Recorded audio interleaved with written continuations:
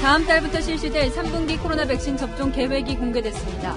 50대는 7월 말부터, 20대에서 40대는 8월부터 접종이 시작됩니다. 9월까지 3,600만 명의 1차 접종을 마친다는 계획입니다. 윤석열 전 검찰총장이 정치 참여 선언 시점으로 6월 27일을 검토하고 있습니다. 여야의 비판에는 일절 대응하지 않는다는 전략을 세웠습니다. 서울시의회가 김기덕 부의장을 윤리특위에 해부해 징계를 논의하기로 했습니다. 김 부의장이 유치원 통학 차량을 타고 버스 전용 차로를 이용했다는 채널A의 단독 보도에 따른 결정입니다. 오늘 새벽 경기도 이천 쿠팡 물류센터에서 시작된 불이 13시간 넘게 꺼지지 않고 있습니다. 지하 2층에는 소방구조대장이 고립돼 있습니다. 지난해 개관한 일본 올림픽박물관에 손기정 선생이 일본인 금메달리스트로 전시돼 논란입니다. 일제강점기에 출전한 한국인이란 사실을 표기해야 한다는 지적입니다. 온라인 법률 서비스 로톡이 등장하며 법률 시장도 격변기를 맞고 있습니다. 비용 부담이 줄어든 소비자들은 환영하고 있지만 변호사 단체는 강하게 반발하고 있습니다.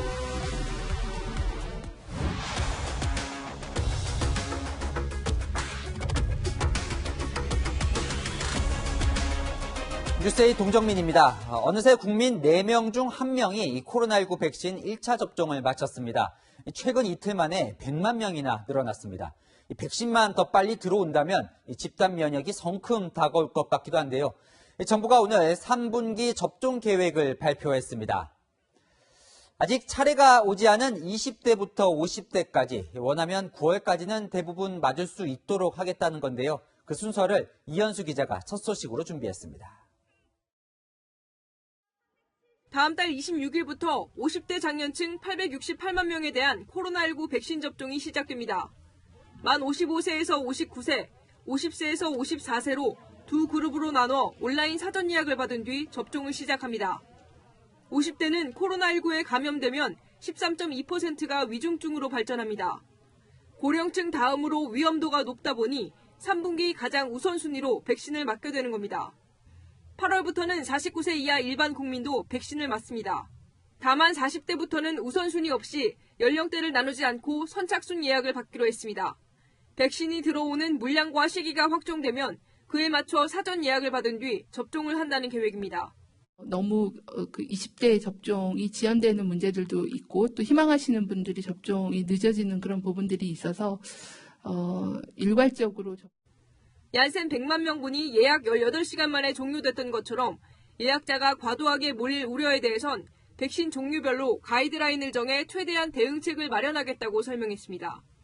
다음 달 얀센 10만 회분 공급을 시작으로 하반기 백신 공급도 본격화됩니다. 우선 7월 공급이 확정된 건 아스트라제네카와 화이자, 모더나, 얀센 1,000만 회분뿐. 이후 8월과 9월에 3분기 예정된 8천만 회분 가운데 7천만 회분이 집중 도입될 계획입니다. 정부는 9월까지 3,600만 명에 대한 1차 접종은 무리가 없을 걸로 보고 있습니다. 채널A 뉴스 이현수입니다. 정부는 교차 접종을 허용했습니다. 1차로 아스트라제네카 백신을 맞았더라도 2차로 화이자 백신을 맞을 수 있도록 허용하겠다는 겁니다. 물량이 부족하다 보니 택한 고육지책이기도 한데요. 그럼 나는 언제 어떤 백신을 맞게 되는 건지가 가장 궁금하시죠? 이다혜 기자가 알려드립니다. 7월 말부터는 50대도 백신 접종이 가능해집니다. 만 55세부터 59세는 7월 12일 사전 예약을 받아 26일부터 접종을 합니다. 50세부터 54세는 일주일 시차를 두고 예약과 접종을 합니다. 백신은 확정되지 않았지만 예정 물량이 가장 많은 화이자나 모더나가 될 가능성이 높습니다. 연령별 역순으로 하면 40대가 다음 차례겠지만 18세부터 49세는 한 그룹으로 묶였습니다. 8월부터 선착순 예약이 시작되는데 백신을 선택할 수는 없지만 날짜와 접종 기관을 선택해 예약하면 됩니다. 교직원과 고3 학생은 7월 19일부터 접종을 시작합니다. 학생들은 16세 이상 접종이 허가된 화이자 백신, 교직원은 화이자나 모더나를 맞게 됩니다. 재수생은 8월 초에 사전 예약을 받아 8월 중 접종을 마칩니다. 철강과 자동차 등 24시간 공장 가동이 필요한 사업장 근로자들은 8월부터 사업장 안에 있는 부속 의원에서 자체 접종이 가능해집니다. 물량 부족으로 상반기 예약이 취소된 60대 이상 고령층 10만 명 등은 7월 첫 주 최우선 접종을 받게 됩니다. 교차 접종도 전격 시행됩니다. 코백스의 아스트라제네카 공급이 7월 이후로 밀리면서 지난 4월 아스트라제네카 백신을 맞은 76만 명이 백신 2차 접종을 화이자로 맞게 된 겁니다. 독일과 프랑스 등 일부 국가에서 교차 접종을 허용하고 있지만 충분한 연구 결과가 축적되지 않았다는 지적도 있습니다. 또 백신의 그 수급 상황을 고려해서 지연 접종보다는 교차 접종하는 게 효과나 안전성에서 좋겠다라는 그런 의견을 주셔서 정부는 교차 접종을 원하지 않을 경우 7월 넷째 주부터 아스트라제네카 백신을 맞을 수 있도록 했습니다. 채널A 뉴스 이다혜입니다. 8일 학번 송영길 민주당 대표와 8호 연생 이준석 국민의힘 대표가 취임 후 처음으로 만났습니다. 나이 차이가 무려 22살인데요. 이들의 첫 만남 분위기는 어땠을지 정한희 기자가 전해드립니다. 송영길 더불어민주당 대표가 취임 인사차 방문한 이준석 국민의힘 대표와 손을 잡고 들어옵니다. 22살의 나이차뿐 아니라 5선과 국회의원 경험 전무라는 정치 이력도 차이가 큰 두 사람. 대화 소재는 나이였습니다. 저도 이제 젊었을 때 정치할 때 항상 뭐 이야기하면 건방지다. 뭐 이런 아이가 벼슬처럼 이렇게 하면서 우리 젊은이들의 어떤 이야기를 그 내용을 들어주려는 자세가 부족한 점이 많았습니다. 식사 한번 모시고 참 어떻게 보면 값싸게 송 대표님의 정치적 경륜이나 경험도 한번 배울 수 있는 기회를 저희가 한번 만들어 보고자 하는데 응해 주시겠습니까? 은근한 신경전도 벌어졌습니다. 나경원 후보님과 TV 토론에서 억가하지 말자. 이 말에는 100% 동의합니다. 여당을 지적할 수밖에 없는 부분들도 있지만은 국가 위기 앞에서 저희가 억가를 한다고 한다면은 국민들의 냉정한 평가가 뒤따를 것임을 잘 알고 있고. 송 대표는 이 대표의 책을 읽어봤다면서 자신이 쓴 둥근 것이 강한 것을 이긴다 등 책 2권을 선물했습니다. 이준석 후보님의 공정한 경쟁 책은 다 읽어봤습니다. 아이고야, 감사합니다. 네. 두 대표는 여야정 상설협의체 운영을 위해 정책위의장을 통해 논의를 이어가기로 했습니다. 민주당은 만남이 끝난 뒤 송 대표가 이 대표와의 나이 차이에 대해 언론에서 아버지뻘이라고 하는데 삼촌뻘이라고 농담을 했다고 밝히기도 했습니다. 채널A 뉴스 정한입니다. 김기현 국민의힘 원내대표가 국회 교섭단체 연설에서 민주당의 중심 세력인 586 운동권 세대를 작심 비판했습니다. 꼰수기, 꼰대 수구 기득권 세력이라고 비판하며 국민의힘은 가세지계, 가치, 세대, 지역, 계층을 아우르는 정치를 펼치겠다고 했는데요. 민주당은 근거 없는 비난이라며 발끈했습니다. 이민찬 기자입니다. 김기현 국민의힘 원내대표가 여권의 주류가 된 586 운동권 출신 인사들을 꼰대, 수구, 기득권이라고 비판했습니다. 이제는 꼰대, 수구, 기득권이 됐다고 지탄받고 있습니다. 대한민국에 가장 많은 해악을 끼치는 그룹이라고 지탄받고 있습니다. 그러면서 20대 시절 운동권 이력 완장을 차고서 국회의원을 하고 국가 요직을 휩쓰는 등 특권의 과실을 따먹고 있다고 주장했습니다. 민주당 의원들은 발끈했습니다.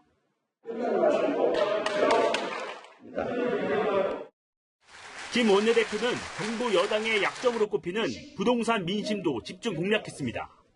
소득 주도 성장이 경제 폭망의 시작이었습니다. 정부가 25번 부동산 대책 내어 쓰었습니다. 결과가 어떻게 됐습니까? 부동산 지역됐습니다. 재산세, 종부세 부과 기준을 12억 원으로 상향 조정해 국민 세금 부담을 덜겠다는 제안도 했습니다. 김 원내대표의 연설에 대해 민주당은 근거 없는 비난과 막무가내 주장만 난무했다고 평가했습니다. 채널A 뉴스 이민찬입니다. 윤차차. 윤석열 전 검찰총장에게 대선 행보를 물어보면 늘 차차 알게 될 거라고 모호하게 답한다며 여권 인사가 비판할 때 쓰는 조어입니다. 윤 전 총장, 정치 참여 선언 초읽기에 들어갔습니다. 열흘 뒤인 27일을 D-Day로 우선 검토하고 있습니다. 안보겸 기자가 단독 보도합니다. 윤석열 전 검찰총장 정치 참여 선언일에 윤곽이 잡혔습니다. 윤 전 총장 측 관계자는 27일 일요일을 정치참여 선언일로 검토하고 있다고 밝혔습니다. 제20대 대통령 선거 예비 후보자 등록이 시작되는 오는 7월 12일 이전 선언을 마친다는 계획에 따른 겁니다. 특히 주목도를 높이고 이슈를 선점한다는 차원에서 다른 주요 일정이 없는 일요일을 선택한 걸로 알려졌습니다. 다만 사무실과 캠프 조직 준비 일정에 따라 날짜가 미세 조정될 가능성은 있습니다. 정치 참여 선언일이 다가오면서 외부 공격에 대한 윤 전 총장의 대응도 단호해지고 있습니다. 윤 전 총장은 대변인을 통해 내 갈 길만 가겠다, 내 할 일만 하겠다, 여야의 협곡에는 일절 대응하지 않겠다고 말했습니다. 송영길 민주당 대표는 윤석열 엑스파일이 야당 경선 과정에서 밝혀질 것이라고 공세를 펴고 있고, 이준석 국민의힘 대표는 아마추어 티가 난다며 연일 윤 전 총장을 자극하고 있는 데 대한 반응으로 보입니다. 특히 국민의힘 입당에 대해서는 더 이상 말씀드릴 게 없다며 모든 선택이 열려 있다는 점을 다시 강조했습니다. 윤 전 총장의 국민의힘 입당이 당연한 수순으로 비치는 것을 차단하며 국민의힘 입당 압박에 응수하자 이준석 대표는 한 발 물러섰습니다. 잠재적인 우리 당의 야권의 대선자가 될 수 있는 분들과의 이견이 자주 노출되는 것은 최대한 피하려고 합니다.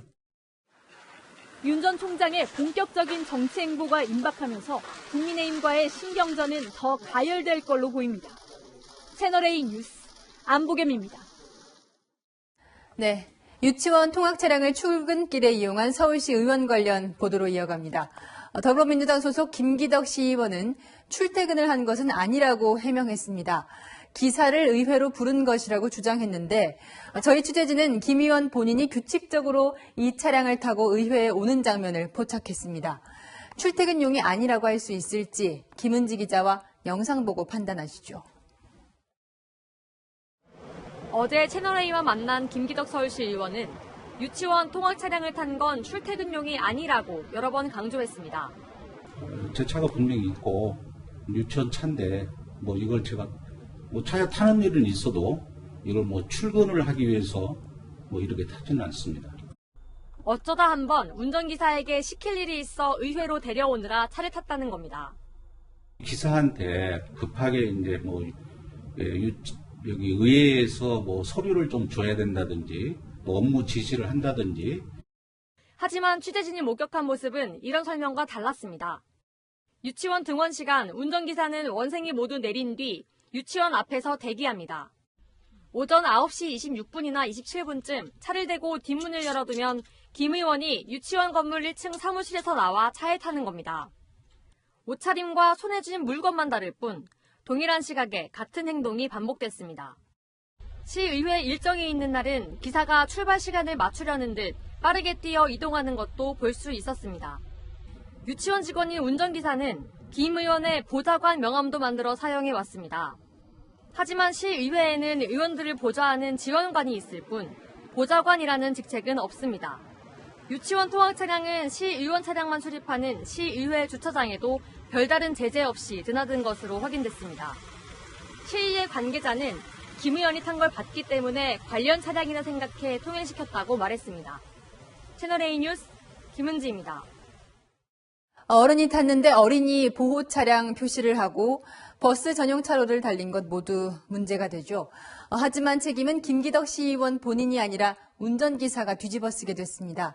김 시의원은 3줄짜리 입장문만 냈습니다. 이어서 김호영 기자가 보도합니다. 시의원을 태운 유치원 통학 차량이 버스 전용 차로를 달리고 아이가 타지 않았는데도 차량 뒷면엔 어린이 보호 표시가 선명합니다. 김기덕 서울시의원의 이런 출근길을 취재진이 확인한 것만 수차례. 김 의원은 보도 직후 곧바로 입장문을 내고 사과했습니다. 심려를 끼쳐드려 죄송하다. 더 발전적인 의정 활동을 하겠다는 내용의 3줄짜리 입장문이었습니다. 서울시와 경찰도 김 의원의 출근길 불법성 여부에 대해 사실 확인에 들어가기로 했습니다. 먼저 서울시는 어린이가 타지 않았는데 버스 전용 차로를 주행한 부분에 대해 확인할 방침입니다. 위반 행위를 밝혀지면 도로 같은 시행령 제88조에 따라서 해당 주소지 관할 경찰서에 우리가 통보를 해주는 거죠. 경찰도 어린이 보호 표시 위반 여부를 판단하기 위해 운전자를 상대로 사실관계를 확인하기로 했습니다. 현장에 가서 운전자한테 해서 위법행위가 확인이 되면 단속을 하라는 식으로 얘기를 하더라고요. 위법 사실이 확인되면 최소 19만 원의 범칙금, 40점의 벌점이 부과됩니다. 벌점이 40점 이상이면 벌점 1점당 하루씩, 최소 40일간 운전면허가 정지됩니다. 하지만 운전기사에게만 적용될 뿐 김 의원은 처벌 대상이 아닙니다. 채널A 뉴스 김호영입니다. 하지만 시민들이 분노하고 있는 대상은 운전기사가 아니라 편하게 출근한 김기덕 시의원 본인이겠죠. 서울시의회가 김 의원을 윤리특별위원회에 회부해 징계 여부를 논의하기로 했습니다. 이민준 기자가 취재했습니다. 서울시의회는 김기덕 의원을 윤리특별위원회에 회부하기로 했습니다. 유치원 통학 차량을 타고 버스 전용 차로를 이용한 건 의원의 품위 유지 의무 위반 소지가 있다고 본 겁니다. 시의회 관계자는 김 의원이 반성하고 있지만 시민 앞에 송구한 마음으로 윤리특위 회부를 결정했다고 설명했습니다. 2018년 10대 서울시의회 임기가 시작된 이후 윤리특위가 열리는 건 처음입니다. 윤리특위 위원들은 부적절한 행동이었다는 의견과 함께 김 의원의 해명을 직접 들어보겠다는 반응입니다. 시민들은 교통체증이 불편한 건 모든 시민이 똑같은데 시의원만 편하게 다니냐며 비난했습니다. 서울시의원이라고 하는데 그 어린이집 차를 타고 출퇴근을 하는 게 말이 안 되는 거죠. 그건 지탄받아야 돼요. 차가 엄청 막힌 상황에서 전용차를 사용하기 어려움에도 불구하고 운전을 해서 겨우겨우 다니고 있는데 시의원님께서는 혼자서 편하게 통근을 하신다는 게 좀 부당하다고 느꼈습니다. 김 의원의 부적절한 행동을 고발한 기사에도 통학 차량이 의원 차량이냐, 왜 운전기사 탓을 하냐는 등 김 의원의 행동에 분노하는 댓글이 이어졌습니다. 채널A 뉴스 이민준입니다. 네, 오늘 새벽 경기도 이천에 있는 쿠팡 물류센터에서 큰 불이 났는데 불길이 아직도 잡히지 않고 있습니다. 13시간째 불이 나고 있는데 내부에 소방관이 고립돼 있어 더 걱정이 됩니다. 현장 취재기자 연결합니다. 자, 남영주 기자, 지금 남 기자 뒤로 불길도 거세고 연기도 많이 나고 있네요. 네, 지금 제 뒤로 보이는 쿠팡 물류센터 불길은 점점 거세지고 있습니다. 시뻘건 불길이 솟아오르고 새까만 연기가 하늘을 뒤덮었습니다. 조금 전엔 건물 외벽이 부서지면서 유리창들이 깨지는 소리도 들렸습니다. 화재 신고가 접수된 건 오늘 새벽 5시 35분쯤입니다. 2시간 40분 만인 오전 8시 20분쯤 불이 어느 정도 꺼지면서 대응 단계가 2단계에서 1단계로 낮아졌는데요. 12시쯤 내부에서 불길이 다시 치솟으면서 인근 소방서의 인력과 장비까지 동원하는 2단계로 올라간 상태입니다. 불은 지하 2층 물품창고 콘센트에서 시작된 걸로 보입니다. 이곳은 신선식품을 제외한 일반 택배 물품이 모이는 곳인데요. 불이 잘 붙는 물건이 가득 쌓여 있어 불길이 되살아난 걸로 추정됩니다. 건물 안에서 잔불 정리를 하던 소방관들도 긴급 탈출 지시를 받고 밖으로 대피했는데요. 안에 있던 5명 중 4명은 건물을 빠져나왔지만 경기 광주소방서에서 지원온 50대 119 구조대장은 건물 지하 2층에 고립됐습니다. 순식간에 무너지면서 거기서 갑자기 발화하고 노면이 막 확산이 된 상황입니다. 그 과정에 탈출하다가 한 명이 못 나온 거죠. 같은 소방서 소속 40대 소방이 한 명도 연기를 흡입해 병원으로 옮겨졌습니다. 화재 발생 당시 건물에 있던 쿠팡 직원 248명은 모두 대피한 걸로 파악됐습니다. 소방당국은 건물 내부 전원이 차단돼 어두운 데다 연기까지 가득 차 있다고 설명했는데요. 고립된 구조대장을 찾고 불을 끄는 데는 시간이 더 걸릴 것으로 보입니다. 지금까지 쿠팡 물류센터에서 전해드렸습니다. 네, 돈을 보내주지 않으면 자녀를 해치겠다는 전화. 흔한 보이스피싱 범죄지만 부모님들은 속는 경우가 많습니다. 그런데 신고도 되기 전에 눈썰미로 피해를 막은 경찰관이 있습니다. 김재혁 기자입니다. 누군가와 통화 중인 중년 여성. 불안한 듯 계속 안절부절합니다. 근처에서 여성을 지켜보다가 다가가는 30대 남성. 여성이 전화를 끊지 못하자 수첩을 꺼내 필담을 나누기 시작합니다. 잠시 뒤 남성의 일행이 어디론가 전화를 걸더니 상대방과 연결되자 여성에게 전화기를 건넵니다. 잠시 뒤 여성은 다리 힘이 풀렸는지 주저앉습니다. 여성이 처음 받고 있던 전화의 발신자는 보이스피싱범이었습니다. 아들을 납치했으니 돈을 안 보내면 해치겠다며 아들이 울부짖는 소리도 들려줬습니다. 여성에게 다가간 남성은 서울 방배경찰서 교통범죄수사팀 소속 윤덕상 경위. 통화 중인 여성의 입모양을 읽고 납치를 가장한 피싱 시도인 걸 직감했고 수첩에 여성 아들의 연락처를 받았습니다. 아들의 연락처, 위치, 나이, 학생인지 여부 이런 거를 확인해서 연락처로 아들하고 통화를 해서 이렇게 안전한 거를 확인시켜주고. 윤경이가 건네준 전화기에서 무사한 아들 목소리를 들은 뒤에야 여성은 피싱범과의 통화를 끊을 수 있었습니다. 도움이 필요할 것 같아서 여쭤봤더니 말씀을 못 하시고 입모양으로 지금 납치 피해 상황임을 저희한테 알려주었습니다. 윤경이는 2019년에도 보이스피싱범을 검거한 적이 있습니다. 거리에서 돈봉투를 버리는 남성의 모습이 수상하다고 여겨 따라가 붙잡았습니다. 당시 활약상은 채널A에서 보도됐습니다. 경찰관의 눈썰미와 기지가 시민의 피해를 막아냈습니다. 채널A 뉴스 김지혁입니다. 네, 17명의 사상자가 발생한 광주 건물 붕괴 참사와 관련해 철거 공사를 했던 굴착기 기사와 현장 관리소장이 구속됐습니다. 공국진 기자입니다. 5층 건물의 철거 작업을 했던 굴착기 기사와 현장 감독을 맡았던 한솔기업 직원에 대한 구속영장 심사가 법원에서 열렸습니다. 두 사람 모두 죄송하다는 말을 남겼습니다. 피해자분들에게 하실 말씀 있으신가요? 말씀 부탁드립니다. 죄송합니다. 법원은 도주 우려가 있다며 이들에 대해 영장을 발부했습니다. 경찰은 관할구청의 업무 처리에 문제가 없었는지도 들여다보고 있습니다. 해체 계획서를 허가한 동구청 소속 공무원 3명을 참고인 신분으로 소환해 조사하고 있습니다. 참사가 난 학동사구역 재개발 조합장 관련 수사도 확대되고 있습니다. 경찰은 이 조합장이 인근의 또 다른 재개발 구역에서 부동산 투기를 한 정황을 포착하고 조합장과 친인척, 동구청 건축과 공무원 등 11명을 입건했습니다. 내부는 것 자체는 불법을 안 해. 내부 있으면 자기 명의로 등기를 해야 되는데 차명으로 해요. 그게 불법이죠. 이들은 지난 2019년 6월 해당 사업지에 있는 다세대 주택을 사들였는데 당초 건물은 소유주가 한 명인 다가구 주택이었지만 매입 2주 전 소유주 여러 명이 될 수 있는 다세대 주택으로 변경된 것으로 드러났습니다. 다가구 주택은 재개발 때 분양권을 한 개만 받을 수 있지만 다세대 주택은 분양권을 세대별로 받을 수 있습니다. 채널A 뉴스 공진입니다. 사고 당시 무너지는 건물 앞을 지나간 버스 운전기사도 크게 다쳤고 승객들을 구하지 못해 안타까워했다고 전해지죠. 그런데 민주당 송영길 대표가 운전기사가 본능적으로 엑셀만 밟았어도 살 수 있었다 이런 말을 해 논란입니다.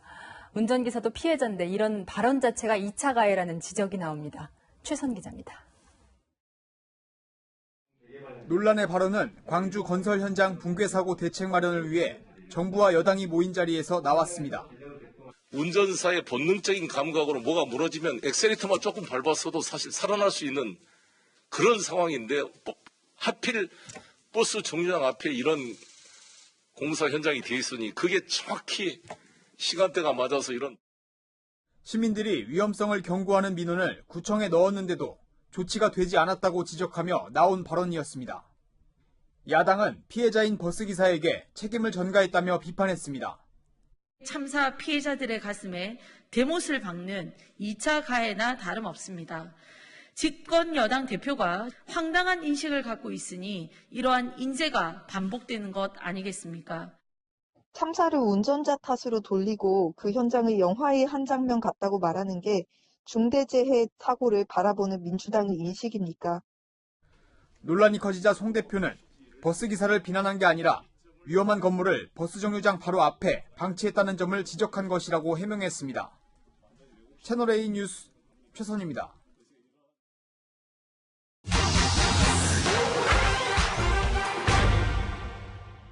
코로나19 백신 접종 독려를 위해 지방자치단체마다 접종 완료 배지를 나눠주고 있죠.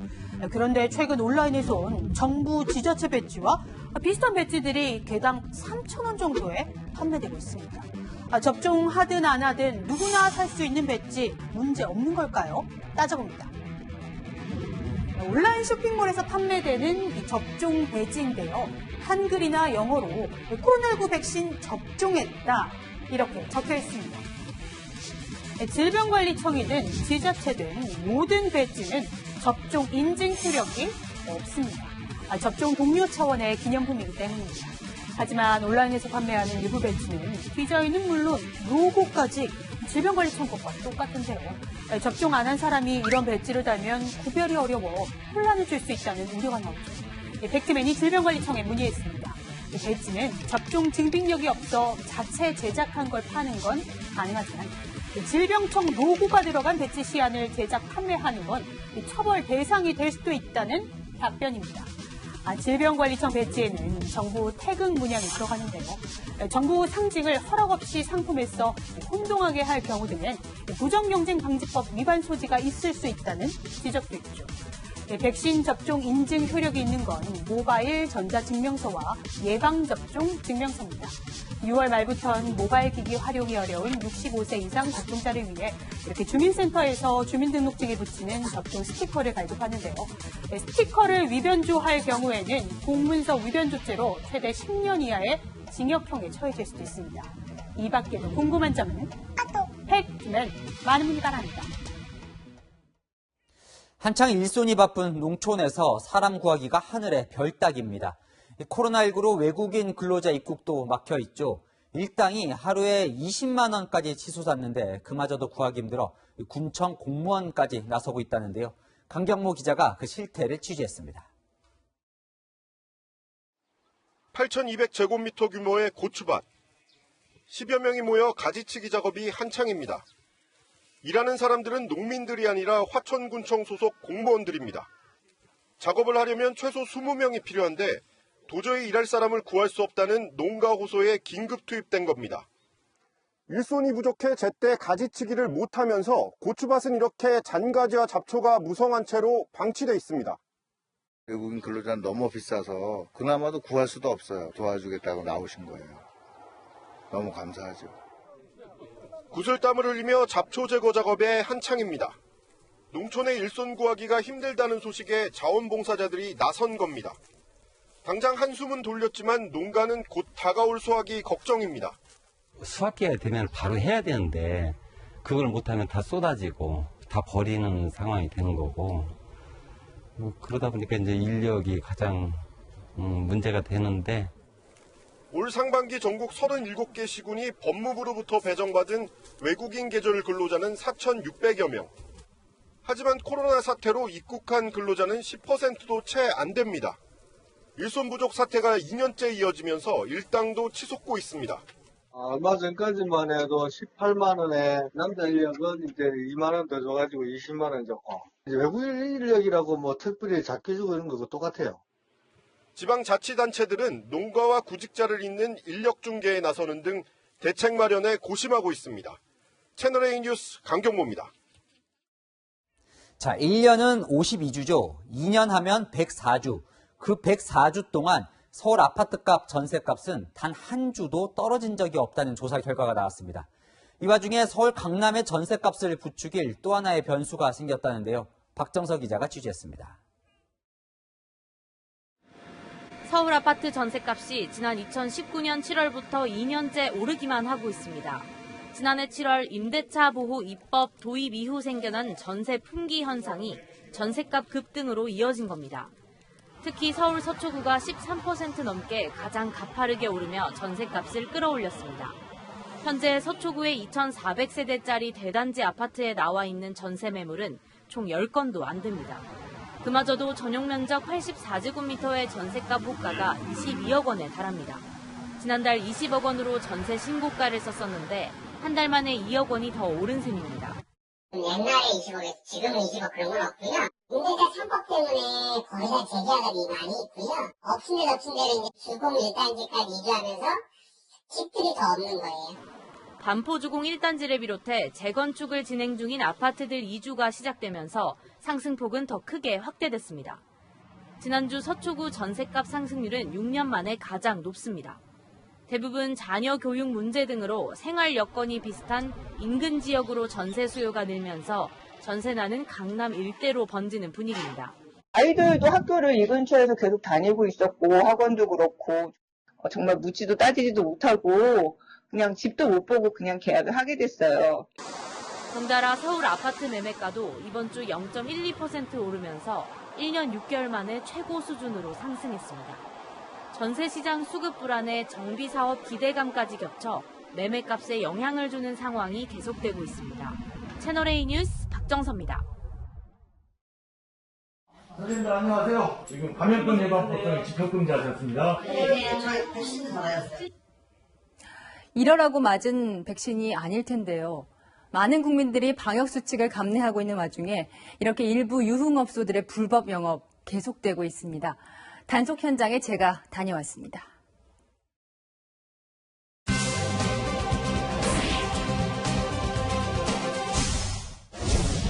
단속을 당한 서울 강남의 유흥업소가 또 불법 영업을 한다는 신고에 경찰이 출동했습니다.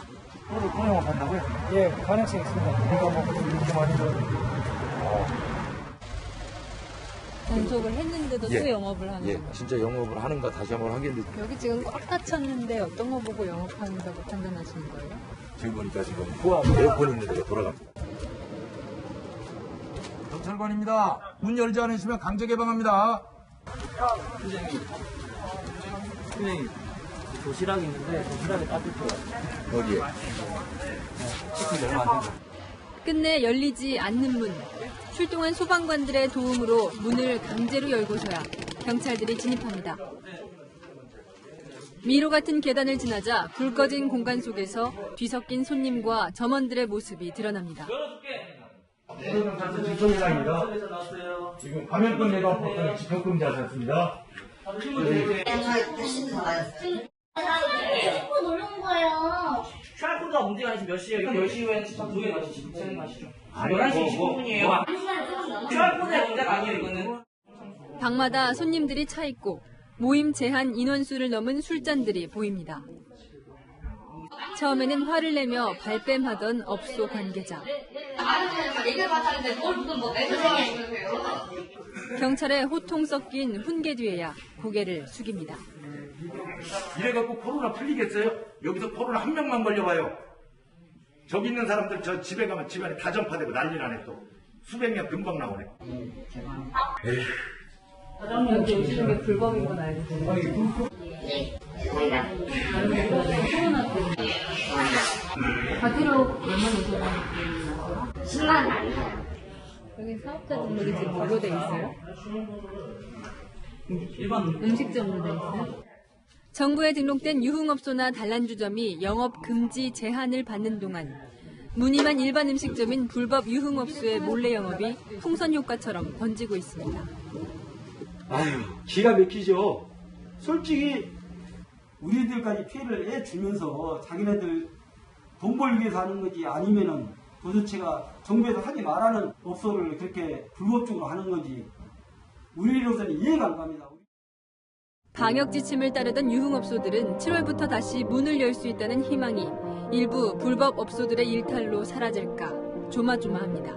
가장으로서 솔직히 눈물이 이어지면 가만히 생각해도 이 불법 영업도 하는 것도 아니고 코로나로 인해서 이렇게 큰 고통을 받고 있는가 싶으면 진짜 눈물이 나요. 이렇게 돼서 집합금지 다시 떨어지고 뭐 이렇게 되면 또 영업을 못하는 일이 악순환 되지 않습니까? 본인들이 정말 어떤 잘못을 하는지 자체를 모르는 것 같다는 생각이 들어서요. 그때가 좀 가슴이 어떤 때는 굉장히 가슴이 아파요. 여인선이 간다 였습니다. 네. 로스쿨 제도 도입 후 변호사 수가 크게 늘어난 법조계에 또 한 번 변화의 바람이 불고 있습니다. 변호사 단체가 그동안 불법으로 규정했던 온라인 법률 서비스를 박범계 법무부 장관이 합법적 서비스라고 말한 겁니다. 택시업계와 타다의 갈등처럼 번지게 될지 관심이 보입니다. 먼저 김민곤 기자가 이 서비스가 변호사 시장에 가져온 변화를 설명해 드립니다. 지난 2018년 중소기업에 취직한 20대 직장인 박모 씨. 지난해 갑자기 변호사 도움을 받을 일이 생겼습니다. 회사가 분할되면서 중소기업에서 3년간 일하면 받는 정부 지원금을 못 받을까 봐 불안했습니다. 87년생이 월급으로 모으기에는 조금 힘들 수도 있는 돈이니까 보장해주겠다 말씀을 해주셨지만 그것만 믿고 기다리기에는 좀 불확실했고 결국 박 씨는 변호사를 연결해주는 온라인 서비스 로톡으로 상담할 변호사를 구했습니다. 30분에 5만 원이다 7만 원이다 나와 있으니까 통상 변호사에게 지불해야 하는 시간당 상담료의 3분의 1 수준의 비용으로 대면 상담을 받을 수 있었습니다. 로톡은 변호사들의 업무 환경도 바꿔놨습니다. 개업 4년차 이재희 변호사의 출근길 첫 업무는 로톡을 통해 접수된 상담 예약 확인입니다. 개업 직후 사건 수임이 여의치 않자 로톡으로 의뢰인을 찾아 나선 겁니다. 저 개업하고 나서 3개월 동안 그냥 손 빨고 있었거든요. 아무것도 없었어요. 로톡에 가입한 변호사는 4천여 명. 우리나라 전체 변호사의 12%에 이릅니다. 가입 변호사의 80% 가까이가 IT기기 사용에 익숙한 경력 10년 이하의 변호사입니다. 앞서 택시와 배달 서비스가 그랬듯 법률 시장도 플랫폼 경제라는 시대 흐름을 거스를 수 없게 됐다는 평가가 나옵니다. 채널A 뉴스 김민곤입니다. 대한변호사협회는 이 서비스가 사실상 사건 브로커다 이렇게 말하는데요. 법무부는 합법적인 서비스라고 의견이 갈리고 있습니다. 이어서 공태현 기자입니다. 대한변호사협회는 로톡의 영업 방식이 변호사법을 정면으로 어겼다고 지적합니다.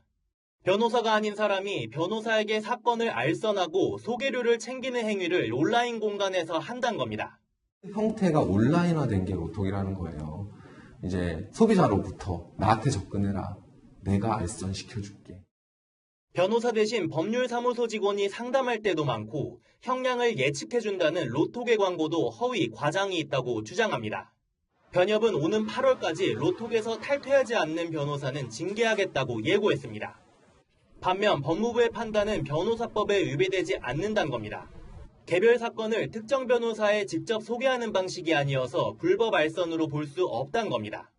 규제에 앞서 소비자의 선택권부터 고려해야 한다는 지적도 나옵니다. 탈퇴를 하게 된다고 하면은 소비자들은 변호사의 선택권이라든가 이런 것이 줄어들 수밖에 없죠.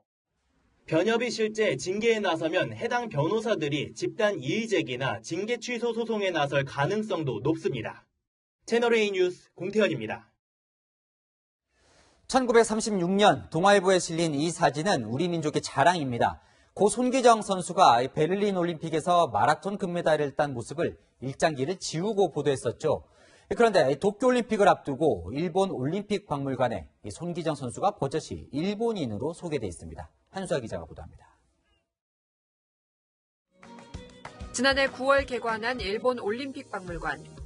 이 박물관 2층에 일본인 금메달리스트들의 사진이 전시되는데 이 중 낯익은 얼굴이 보입니다. 1936년 일제강점기 시절 일본 국적으로 베를린 올림픽 마라톤 대회에 출전한 고 손기정 선생입니다. 金メダリストの写真、日本人だけですけど、1列になって貼られてるだけですね。日本オリンピック委員会の方にかけてもらった方がいいですね。 국제올림픽위원회는 홈페이지에서 손기정 선생을 한국의 국민적 영웅으로 소개했습니다. 비록 송기태이, 일본 국적이라고 기록했지만 일본식 이름을 채택하도록 강요받았다며 역사적 배경도 변기했습니다.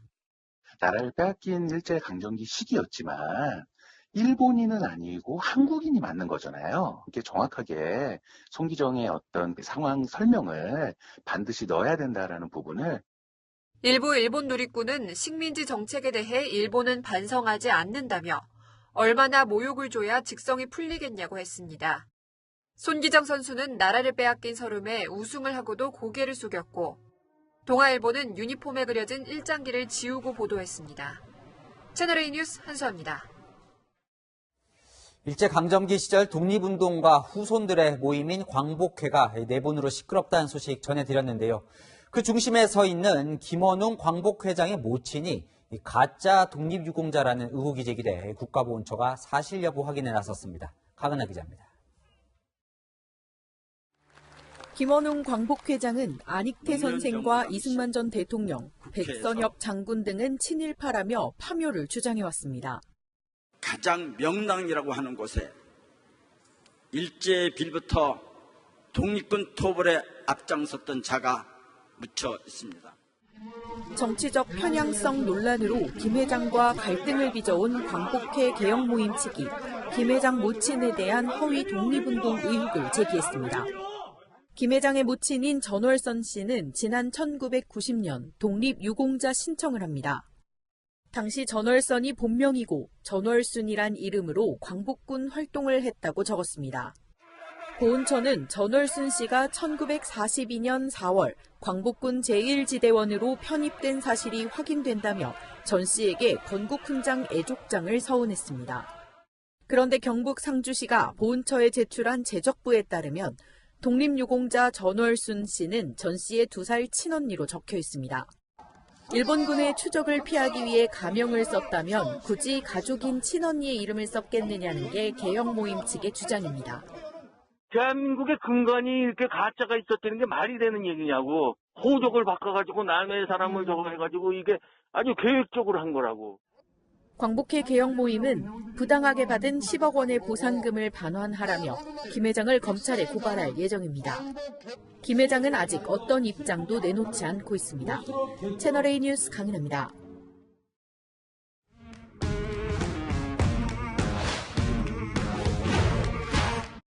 여랑야랑 정치부 이동은 기자와 함께합니다. 첫 번째 주제 보여주시죠. 네. 내가 만약, 여기서 내가 누굴까요? 정세균 전 국무총리입니다. 오늘 이제 대선 출마 선언을 했던데요. 왜 제목이 내가 만약입니까?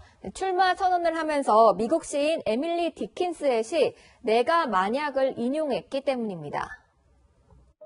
내가 만약 아프고 지친 국민의 마음을 어루만져 아픈 상처를 치료할 수 있다면, 내가 만약 평화의 공동체를 만들 수 있다면 모든 여생을 기꺼이 바치겠습니다. 네, 정세균 전 총리는 대기업 임직원 급여를 3년간 동결해서 그 돈으로 중소기업들 납품 단가 인상과 근로자 급여 인상을 추진하겠다는 깜짝 공약도 발표했습니다. 네, 근데 이 여권 주자 중에 이제 최고령이에요. 71세. 네. 자, 오늘 출마 선언 자리에서도 이 나이 이야기가 나왔다면서요. 네, 직접 들어보시죠. 지금까지 후보들 중에서 가장 나이가 많은 후보가 되실 것 같습니다. 역시 중요한 것은 이제 몇 년생이냐 보다는 마음이 얼마나 젊으냐. 김대중 대통령께서 당선되실 때 연세가 바이든 대통령 아세요? 뭐 요즘 파격적인 의상도 많이 입고 나오던데 네. 보시는 이 영상은 표절 논란이 있던데요. 네, SNS에서는 재미있는 영상을 서로 따라하잖아요. 엄격한 표절 잣대를 적용하기에는 무리일 것 같습니다. 그래요. 자, 아직 이제 빅3로 불리는 주자 중에 다른 주자들은 출마 선언을 안 한 거죠? 네, 출마 선언은 안 했지만 매일 바쁘게 움직이고 있습니다. 이재명 경기도지사는 오늘 친문 핵심 김경수 경남지사를 만나서 원팀을 강조했고요. 이낙연 전 민주당 대표는 언론이 문 대통령의 G7 외교에 무관심하다고 SNS에서 지적했습니다. 이 역시 친문 당심을 겨냥한 발언으로 보입니다. 네, 다음 주제 보겠습니다. 네. 자, 류호정 정의당 의원의 이 문신 퍼포먼스에 네. 홍준표 무소속 의원이 화제가 됐어요. 네, 류호정 의원 어제 타투업을 합법화하자는 타투업법 제정을 촉구하면서 등이 파인 드레스를 입고 퍼포먼스를 해서 화제였죠. 등에 여러 개의 문신 스티커를 붙였는데요. 류 의원이 대표 발의한 타투업법 공동 발의자로 홍준표 의원이 참여해서 화제가 됐습니다. 홍 의원의 이 눈썹 문신이 연결고리가 됐다면서요. 네, 법안을 발의하려면 10명을 채워야 하는데 정의당 의원이 6명이라 4명이 부족해서 눈썹 문신한 다른 당 의원을 찾았다고 합니다. 홍 의원을 찾아가 부탁하자 흔쾌하게 웃으면서 해줬다고 하네요. 네, 예전에 이 홍 의원 눈썹 문신했을 때 사실 너무 진하게 돼서 누구나 딱 알아서 차렸어요. 네, 홍 의원은 10년 전 한나라당 대표 시절 의사 친구에게 눈썹 문신 시술을 받았습니다. 하도 얘를 많이 국회의원들이 먹여가지고 머리에 그 탈모가 생기고 그리고 그 눈썹이 다 빠져버렸어요. 아직 안 지워지고 있으니까 눈썹이 있는 것처럼 보이죠. 눈썹 문신을 하면 인상이 또렷해 보이잖아요. 원희룡 제주도지사, 안철수 국민의당 대표 등 눈썹 문신한 정치인을 어렵지 않게 볼 수 있습니다. 네, 이렇게 광범위하게 퍼져 있지만 여전히 병원 밖에서 하는 문신은 다 불법인 거죠. 네, 그래서 현실과 괴리가 있다는 지적이 제기돼 왔는데요. 면허가 있는 타투이스트는 합법적으로 시술할 수 있는 길이 열릴지 지켜보겠습니다. 네, 이 전 국민 4명 중 1명이 반영구 화장이나 타투를 한 경험이 있다고 합니다. 더 이상 이들을 불법 시장으로 내몰아서는 안 될 것 같습니다. 야랑야랑이었습니다. 미국과 러시아 두 정상이 처음 얼굴을 맞대고 앉았습니다. 지각쟁이로 유명한 푸틴이 이례적으로 먼저 나타났는데 회담 중에는 각을 세웠습니다. 워싱턴 유승진 특파원입니다. 차에서 내린 푸틴 러시아 대통령이 회담 장소를 제공한 스위스 대통령과 악수를 나눕니다. 15분 정도 지나 바이든 미국 대통령이 모습을 드러냅니다. 회담 때마다 잦은 지각으로 논란이 됐던 푸틴이 먼저 도착한 겁니다.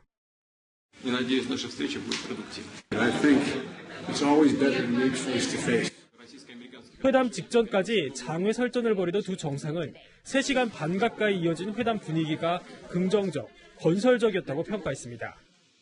바이든은 힘을 상징하는 크리스탈 들소 조각상과 선글라스를 선물했고 푸틴은 러시아 민속공예 봄을 건넸습니다. 회담에서 해킹 의혹과 함께 첨예하게 대립한 인권 문제에 대해 질문을 받은 푸틴은 관타나모 수용소와 조지 플로이드 사태를 언급하며 역공했습니다. Америка совсем недавно столкнулась с тяжелейшими событиями после известных событий, после убийства афроамериканца. 뒤이어 기자회견에 나선 바이든은 푸틴의 발언을 일축하며 신경전을 이어갔습니다.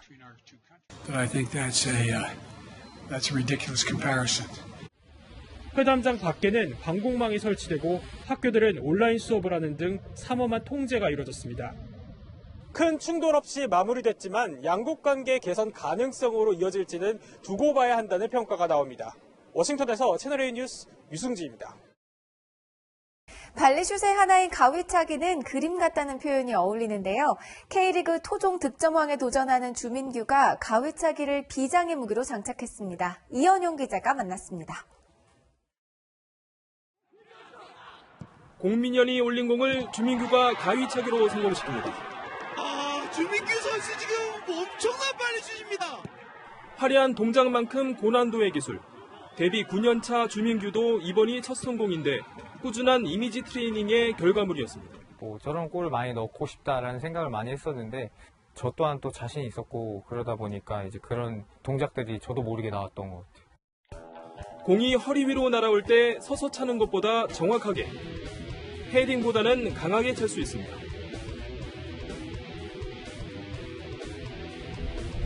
자세를 신경 쓰면 볼을 차는 타이밍을 놓칠 수 있어 고도의 집중력이 필요합니다. 넘어지는 연습도 필수. 또 너무 여기 세게 지탱을 하면 손목이 나갈 수 있기 때문에 팔로 살짝 지탱을 하고 이제 팔꿈치로 떨어지는 약간 이런 식으로 떨어지는 게. 지난 한 달 5골을 몰아넣어 득점 1위에 올라 있는 주민규. 이제 가위차기까지 본격 가동하면서 2016년 광주FC 정조국 이후 5년 만에 토종 득점왕을 노리고 있습니다.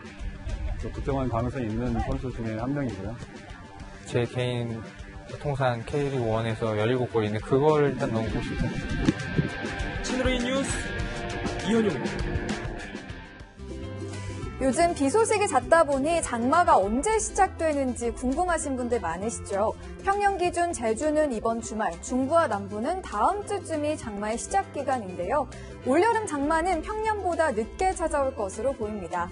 우리나라 북쪽에서 차고 건조한 공기가 계속해서 남하하면서 장마 전선을 끌어올리는 북태평양 고기압을 밀어내고 있기 때문인데요. 이에 따라 현재 일본 남쪽에 머물러 있는 장마 전선은 다음 주까지도 올라오지 못할 걸로 기상청은 내다봤습니다. 오늘 밤부터는 기압골의 영향으로 영동을 제외한 전국에 비가 내리겠습니다. 비 양은 5mm 안팎으로 적겠고요. 내일 오전이면 대부분 그치겠습니다. 제주는 낮까지도 이어지는 곳이 있겠습니다. 내일 한낮에 서울은 24도로 대부분 지역이 25도 안팎을 보이겠습니다. 주말에는 맑은 하늘이 드러나겠고 기온도 크게 오를 전망입니다. 날씨였습니다. 유치원생 통학버스에 양복에 서류를 든 이 서울시 의원이 탑승하는 이 보도를 본 많은 시민들이 분노했습니다. 오가는 시간 아끼려고 버스 전용 차로 좀 이용했기로서니 큰 부정부패는 아니지 않느냐. 당사자는 이렇게 대수롭지 않게 생각했을까요? 하지만 아무리 변명을 갖다 붙여도 부인할 수 없는 한 가지 사실, 그건 위법했고 공정하지 못했습니다. 저희 채널A 기자가 던졌던 바로 그 질문으로 오늘의 한마디를 대신합니다. 의원님이 사실 어린이는 아니지 않습니까? 오늘 뉴스 여기까지입니다. 내일도 뉴스입니다.